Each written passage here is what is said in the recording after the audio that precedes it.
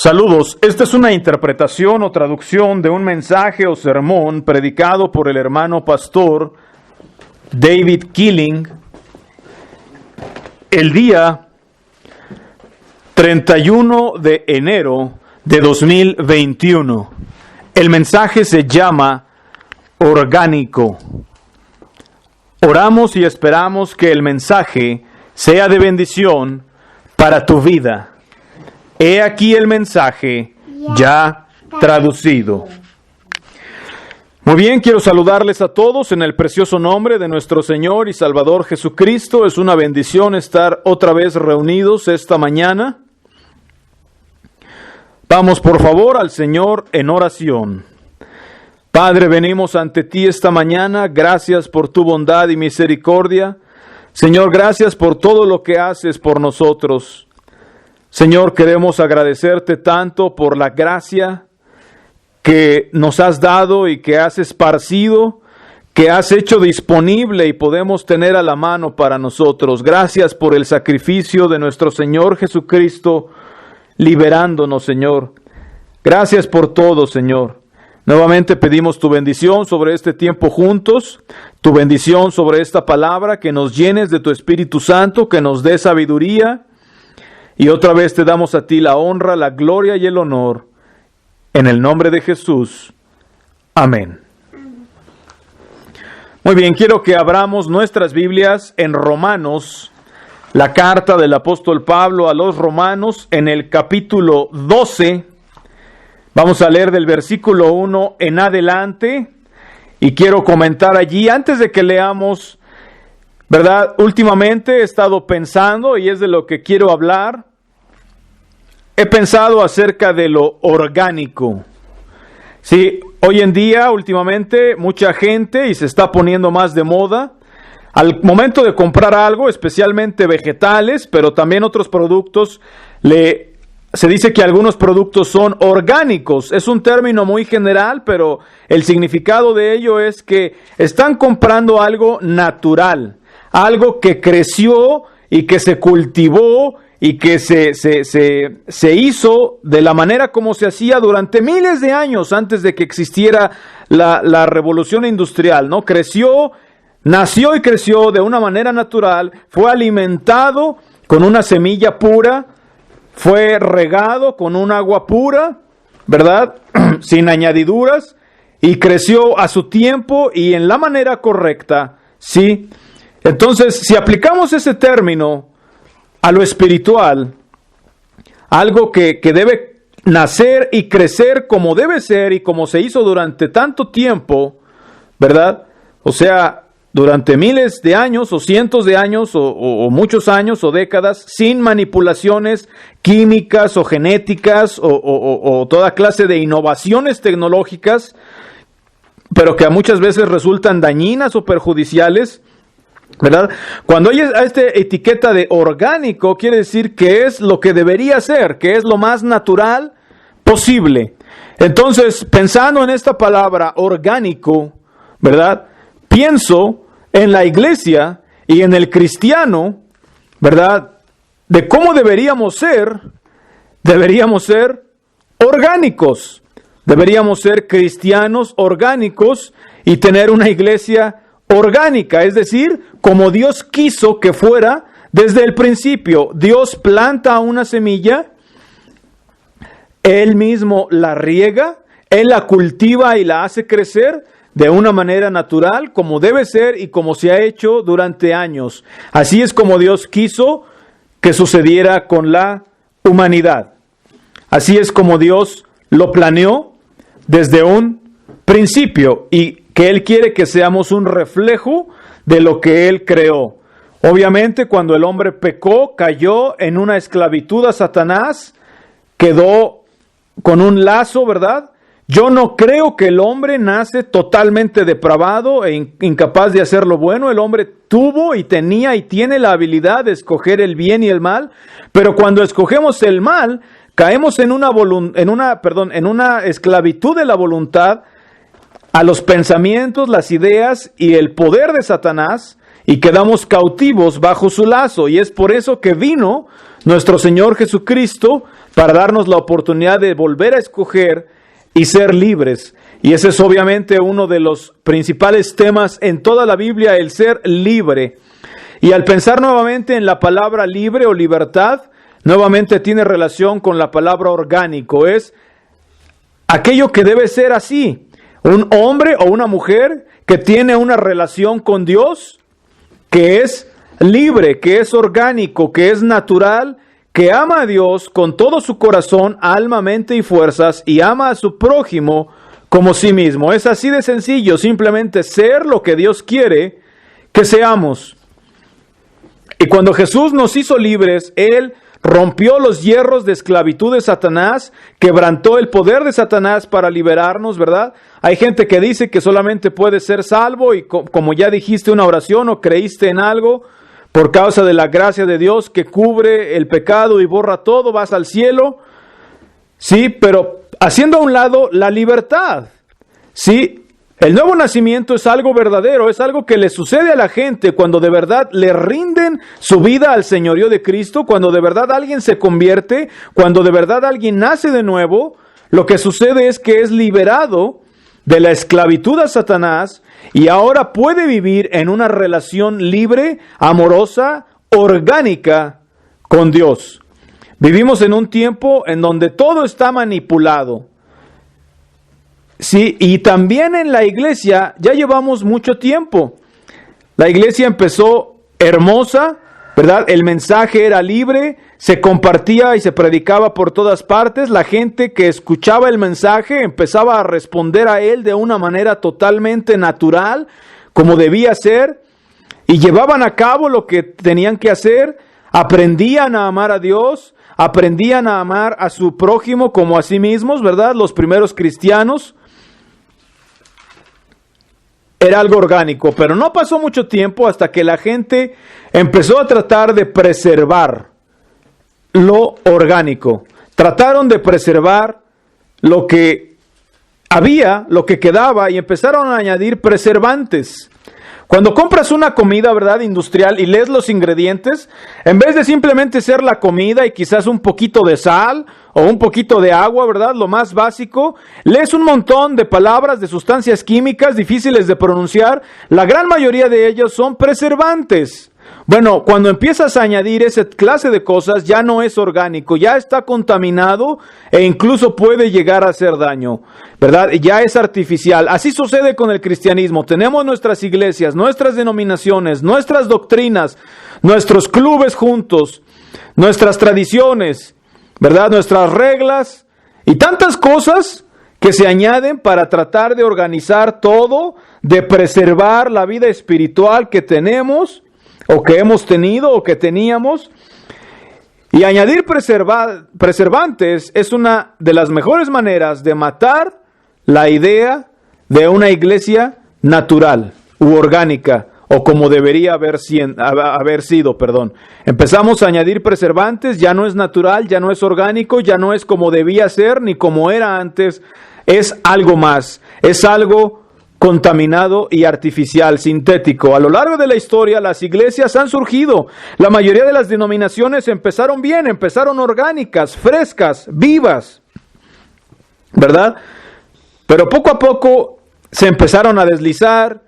Una, otra generación, la tercera, la cuarta, quinta generación, empezaron a ver que mejor querían añadir preservantes para tratar de salvar a la próxima generación, para poder prolongar su iglesia o su grupo, para poder conservarlo y no morir, ¿verdad?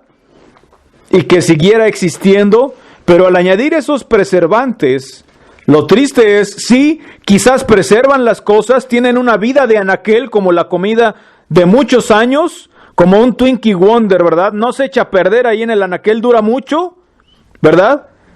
Pero no es algo verdadero y no es lo que tenía que ser desde el principio. La semana pasada prediqué acerca de la fe, ¿verdad? Que la justicia de Dios se revela por fe y para fe, no a través de una estructura, no a través de mi organización o mi estructura, o de mi esquema, o de mi doctrina, o de mis reglas, ¿sí? Es por fe y para fe. Y si no conservamos esa fe orgánica, pura y natural, no puedes transmitir nada que sea orgánico, puro y natural. Tiene que quedarse así. Pero si empezamos a tratar de mezclarlo, a tratar de preservarlo, a tratar de salvarlo por medio de añadirle cosas, es entonces cuando las cosas funcionan mal.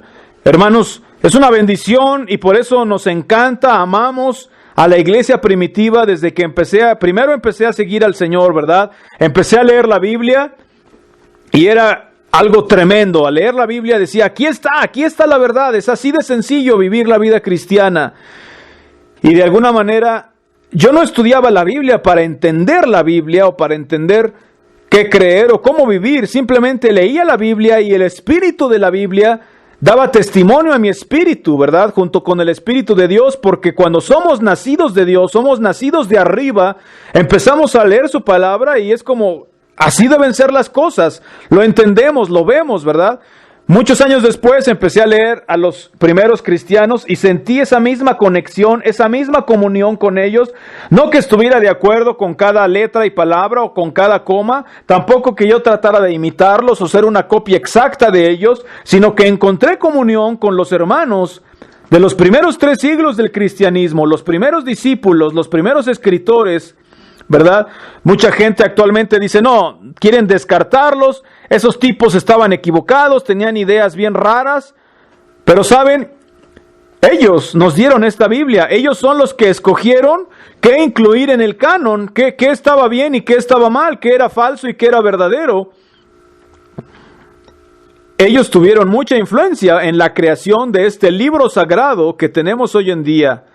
Sí, Dios tiene la supervisión de todo.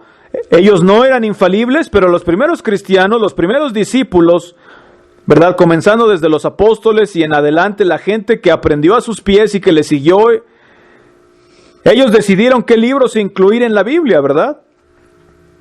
Entonces, hacerles caso omiso es absurdo. Hay mucho valor, hay mucha vida en ellos, no en tratar de imitarles con exactitud, no en creer exactamente igual que ellos, porque si hacemos eso ya no es orgánico tampoco. ¿Por qué? Porque la fuente de todo es Dios. La semilla la plantó Él y Él la riega y Él la hace crecer. Pero cuando leemos a los primeros cristianos, igual que leer la Biblia, es algo refrescante, es algo reconfortante, es algo animante, porque somos del mismo espíritu, porque las cosas que leemos resuenan con nuestro espíritu. Y lo mismo sucede con otros grupos a lo largo de la historia, ¿verdad? Grupos remanentes, pequeños, por aquí y por allá, en diferentes lugares y bajo diferentes nombres. Hay algo dentro de ti que dice, oh, wow, ellos tenían la verdad, ellos sabían lo que era la cruz, ellos sabían de qué estábamos hablando y es una verdadera bendición, ¿verdad? Leer, por ejemplo, también a los primeros anabaptistas, ver la luz que recibieron, ver el precio que pagaron por seguir a Cristo, leer acerca de sus luchas y las cosas que tuvieron que atravesar y automáticamente tienes comunión y compañerismo con ellos porque es algo orgánico. Hay personas que dicen, bueno, vamos a tratar de ser una copia exacta de los anabaptistas o de los primeros cristianos. Pero no, nuestra meta es ser como Jesús. Y cuando somos como Jesús, cuando estamos en sintonía con Él, entonces tendremos comunión con esos hermanos, como los primeros cristianos o los anabaptistas o los hermanos que hay a nuestro alrededor. Pero si empezamos a tratar de preservar algo que ellos tuvieron hace 400 años, o hace no sé cuántos años, ya no es orgánico, ya no es verdadero, solo es una mezcla de preservantes que queremos añadir para no morir, y entre más pasa el tiempo, tenemos que añadir más cosas, tristemente, para tratar de preservar eso, y cada vez nos alejamos más y más y más de lo que tenía que haber sido, de lo que es verdadero, de lo que es real. La vida real es una decisión diaria, es una aplicación diaria en tu vida de ser como Jesús. Y si andas en la luz como Él está en luz y vives como Él, todas esas cosas van a crecer, todas las piezas van a caer en su lugar. Es así de sencillo. todo va a ser fresco, todo va a ser orgánico, todo va a ser vivo. Va a ser algo que podamos transmitir por fe y para fe a la próxima generación. Es una bendición. ¿Saben? He estado con grupos que tenían una serie de reglas, algunas escritas en un libro que tenías que vivir por ellas para poder ser parte de su iglesia. Y puedo vivir con esas reglas, puedo vivir con ellas. Puedo humildemente sujetarme a ellas. Yo creo que ustedes también pueden vivir bajo esa serie de reglas. Pero si lo pensamos, la mayoría de nosotros, ¿verdad? Antes de convertirnos, algunos crecimos en un ambiente muy estricto y con muchas reglas. Otros crecimos en un ambiente muy liberal. Otros crecimos quizás no creyendo ni en Dios ni con ninguna religión. Pero en algún momento de nuestra vida, de alguna manera, Dios nos habló. Empezamos a escuchar una voz de Dios. Empezamos a escuchar al Espíritu de Dios llamándonos y dirigiéndonos a algo distinto de lo que conocíamos hasta entonces, a la sencillez de simplemente andar en la luz y en la verdad por su gracia. Tuvimos que desaprender y deshacer muchas cosas que habíamos hecho y aprendido antes seguramente. Vimos un mejor camino, tomamos un paso y lo dimos. Y entonces otro paso y lo dimos. Y pronto llegamos a un punto en el que nos dimos cuenta de que no podíamos tener tanta comunión en donde estábamos. Y entonces escuchamos de otro hermano o algún otro grupo en algún otro lugar. Empezamos a hablar con ellos y aquí había esa conexión, esa comunión, de que ellos también tenían un deseo de simplemente seguir al Señor. Y entonces simplemente empezamos a orgánicamente crecer de esa manera.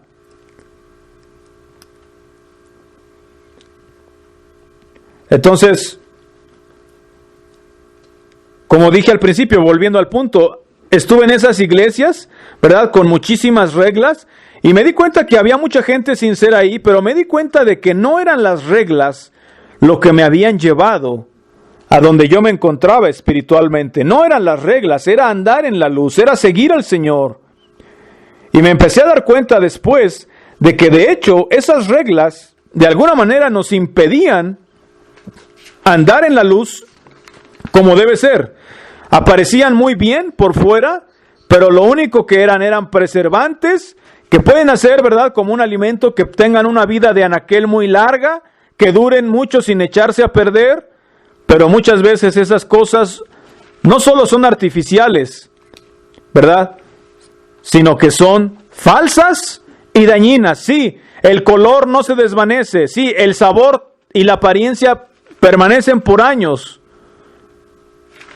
y se antoja, pero no es verdadero. Cuando tomas algo verdadero y lo pones en un anaquel, no va a durar mucho.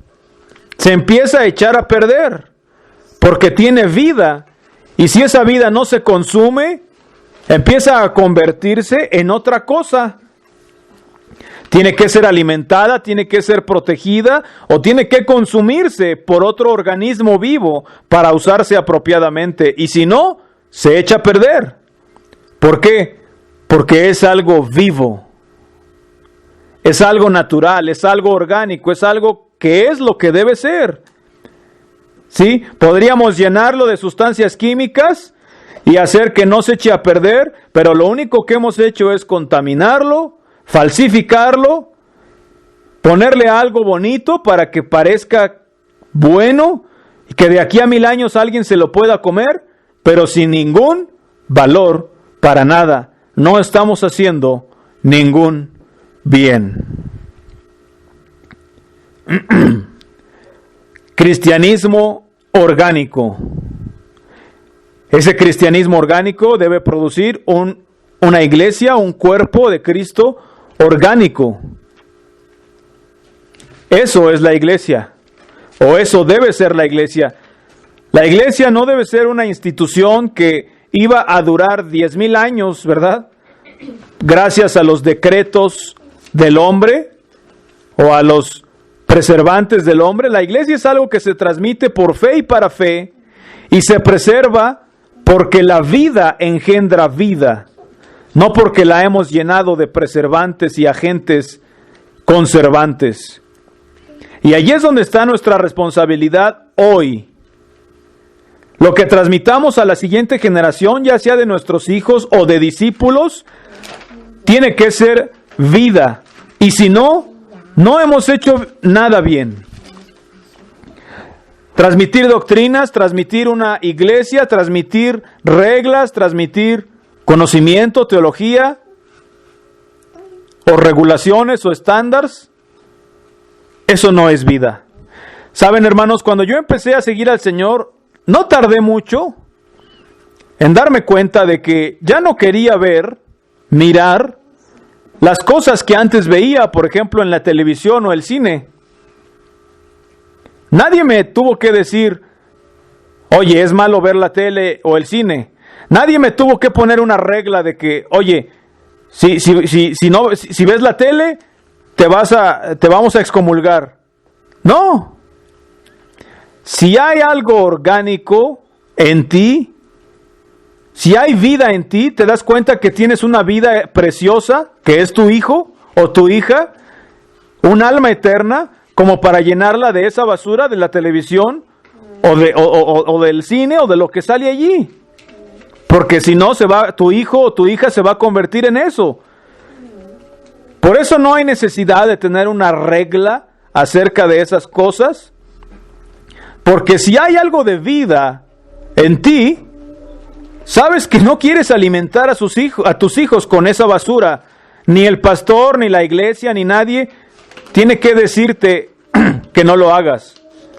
Simplemente tú no querrás envenenar a tus hijos con eso.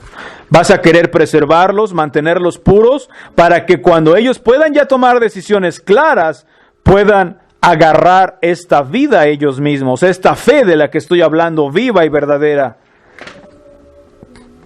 Hay iglesias también, otro ejemplo, que el pastor se jacta y dice, tengo 400 miembros.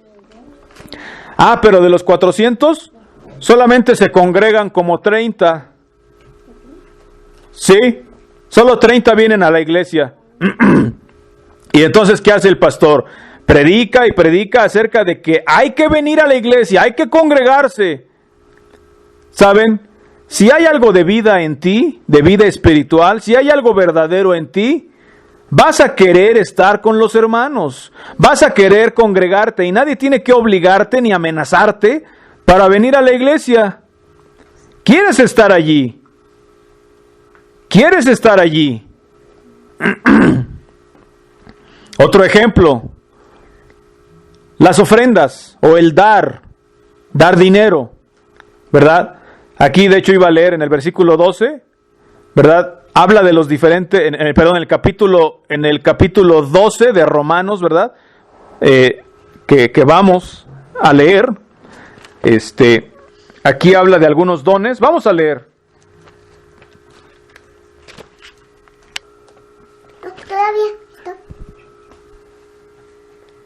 Vamos a leer aquí antes de que siga comentando. Romanos capítulo 12. Romanos capítulo 12, dije desde el verso 1, dice así el apóstol Pablo.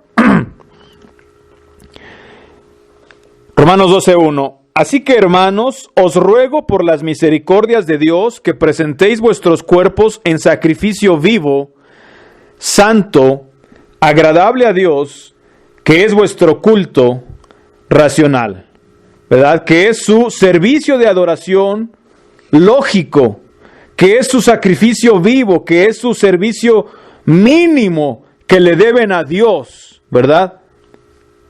Estoy parafraseando de otras versiones, incluyendo la King James. Es el servicio espiritual de adoración. ¿Cuál? Presentar nuestros cuerpos como un sacrificio vivo, santo y agradable delante de Dios, aceptable, de estima a los ojos de Dios. Esto es algo orgánico, esto es algo verdadero, esto es algo sencillo, esto es algo real. Cuando Dios tiene tu corazón y tu cuerpo, se lo has presentado a Él como un sacrificio vivo, no necesitas un libro de reglas para decirte qué hacer y qué no hacer, o dónde estar, o a dónde ir, y que debes congregarte.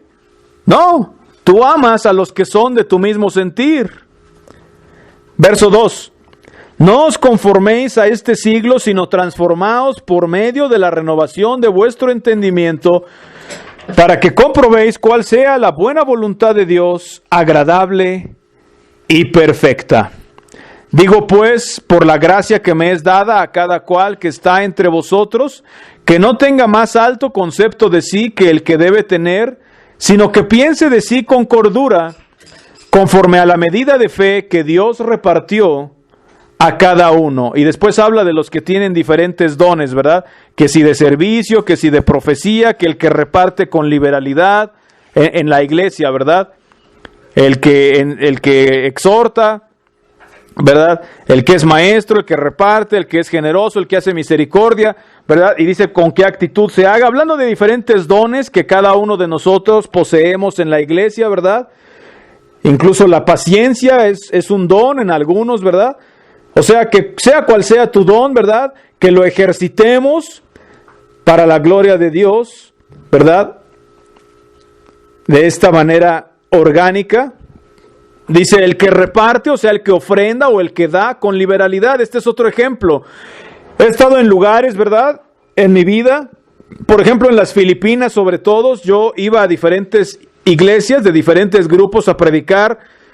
Me permitían hacerlo o me invitaban, y muchas veces el pastor venía y me decía: oye, los diezmos andan bajos, necesito que en tu mensaje digas algo sobre el diezmo. ¿Podrías decir o predicar a esto? Porque no están dando lo suficiente, no están diezmando lo suficiente.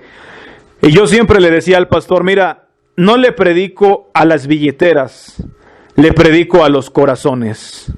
Y cuando Dios tiene tu corazón, también tendrá la billetera. ¿Sí? Y el verdadero motivo por el que tú como pastor quieres y te preocupa tanto cuánto diezman, no es por Dios, sino es porque de eso vives y de ahí es de donde ganas tu dinero.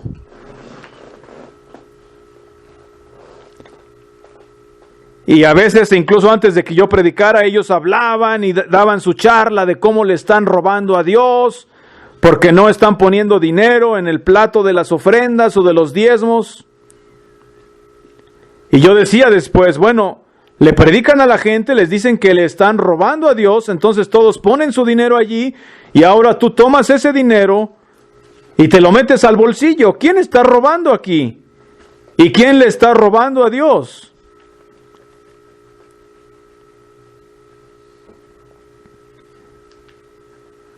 Y es que cuando la gente tiene su corazón puesto donde tiene que estar, ni siquiera necesitamos hablar acerca de esas cosas como ofrendar o congregarse.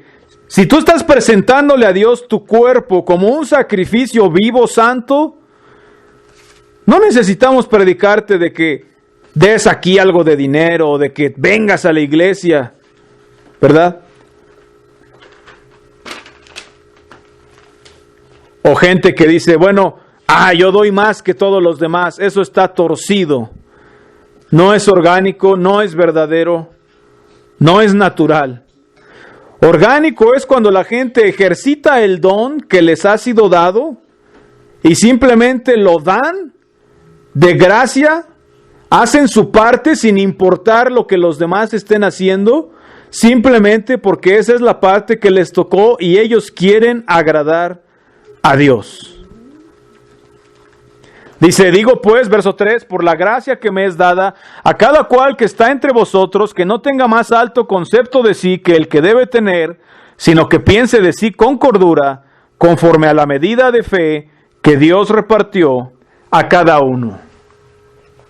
Dios es el que repartió la fe a cada uno. Fíjense, la misma fe es un don de Dios. Todo lo que poseemos o que podríamos poseer jamás, todo proviene de Dios. Y si nosotros empezamos a pensar algo diferente, si empezamos a pensar de nosotros con un concepto más alto que el que debemos pensar, estamos olvidando que todo proviene de Dios. Algunas personas se creen más listas que otras, ¿verdad? Bueno, aunque lo sean, ¿de dónde vino esa inteligencia? Dios se la dio. Algunas personas presumen de que nosotros tenemos la verdad y menosprecian a los que no tienen la verdad. Bueno, ¿de dónde vino la verdad? ¿Se originó en ti? No, la verdad vino de Dios. Tú no la creaste ni la originaste. Tú la recibiste. Lo único que somos es vasos de barro en los que Dios plantó y regó e hizo crecer una semilla. Y todo lo que somos y tenemos es de Él, es por Él y para Él y proviene de Él. Pero cuando empezamos a pensar que somos muy santos o muy listos, ¿verdad? Tenemos la verdad o conocemos estas profundidades, ¿verdad? Conozco gente que lo sabe todo. ¿Alguna vez han visto a alguien así?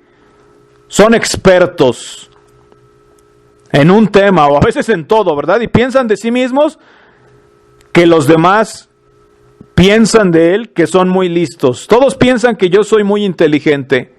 Lo triste es que muchas veces todos piensan que esa persona es muy tonta. Ese tipo no sabe nada. Y secretamente se ríen de cómo él presume y a la vez eso de lo que presume no es cierto. La verdadera humildad es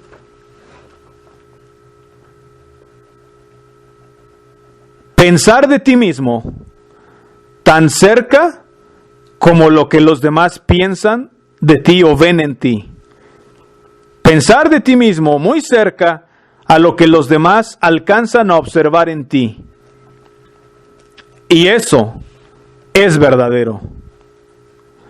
Pero envanecernos y pensar de nosotros que somos más elevados que los demás, como dice aquí, teniendo más alto concepto que el que debemos tener, pensando que hemos logrado algo, o que porque somos cristianos y el mundo es una bola de pecadores, eso ya no es orgánico, ni es natural. Todo nos ha sido dado, regalado por Dios. Ahora podemos tomar lo que Dios nos ha regalado y tratar de preservarlo o de salvarlo por nuestros propios medios, llenándolo de químicos y de preservantes y de reglas y de doctrinas y de tradiciones. O podemos humildemente tomar lo que Dios nos ha regalado y permitir que sea lo que es, para poder tener algo que podamos transmitir a la siguiente generación y que valga la pena. Pero cuando empezamos a pensar que somos algo más de lo que realmente somos, ¿verdad? Pensando más alto de nosotros mismos, cuando realmente somos tontos, ¿verdad? Como este chico listo que se cree muy listo y en realidad todos piensan que es tonto y se ríen de él. Así nos ve Dios cuando empezamos a creernos más. No tenemos nada. Lo único que tenemos es el momento, el aquí y el ahora. No tenemos nada sino la vida que Dios nos ha dado ahora. No tenemos nada sino la gracia que Dios nos ha dado para vivir este momento hoy. Por eso es tan absurdo preocuparse por el futuro, porque si no nos mantenemos aquí y ahora, no importa cuánto finjamos haber preservado el futuro, no habrá nada de valor, tampoco en el futuro. Que Dios les bendiga y que Dios bendiga su palabra.